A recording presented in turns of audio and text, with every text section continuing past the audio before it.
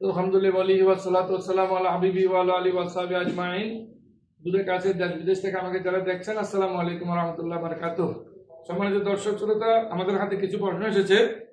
রমজানের রোজা রেখে ইনহেলার নেওয়া যাবে কিনা, অর্থাৎ যাদের রোগ আছে তারা একটা ওষুধ মারে, ওষুধটা মারা যাবে কিনা, মারলে ওষুধ রোজা হবে কিনা? না, ওষুধটা মারলে রোজা হবে না, কারণ এটা তার ভিতরে যাচ্ছে। এটা তার ভিতরে গেলে, তার দেমাগে গেলে বা ফেটে গেলে তাহলে রোজা হয় না। সুতরাং রমজানের রোজা রেখে ইনহেলার নেওয়া যাবে না। যাদের অতিরিক্ত রোগ আছে তাদের তো রোজা রাখা নিষেধ।